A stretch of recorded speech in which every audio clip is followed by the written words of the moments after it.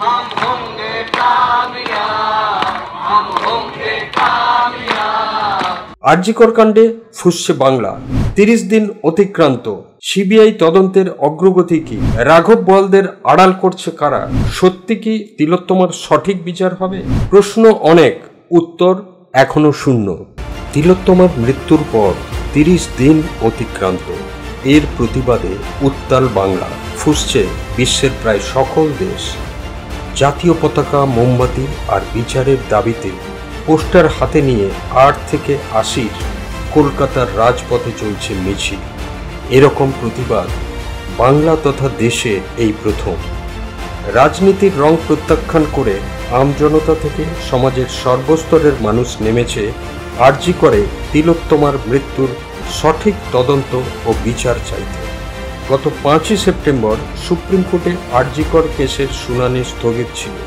আজ অর্থাৎ 9ই September supreme কোর্টে বিচারপতি DY চন্দ্রচূড়ের নেতৃত্বে বিচার পর্ব শেষ হল। কিন্তু সুপ্রিম কোর্ট আজ আরজিকর ইস্যুতে তেমন কোনো রায় ঘোষণা করলেন না।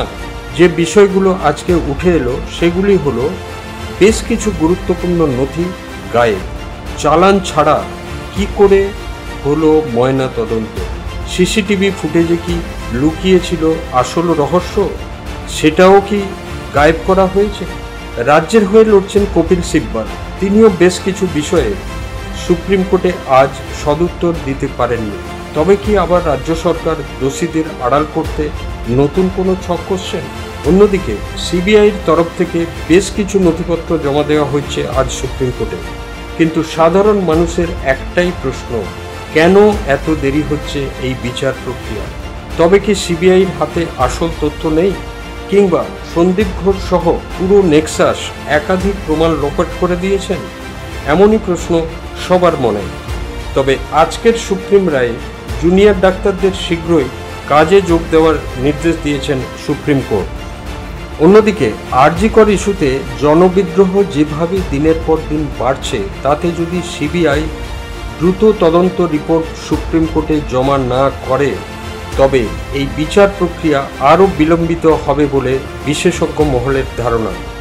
সমস্ত ভারতবাসী আইনের উপরে আস্থাশীল, কিন্তু আইনি জটিলতায় যদি এই ধরনের সেন্সিটিভ বিষয়ের জাজমেন্ট দেরিতে হয়, তাতে সর্বস্তরের মানুষের মনোবল কতটা আগামী দিনে অটুট থাকবে, সেটাও একটা বড় প্রশ্ন।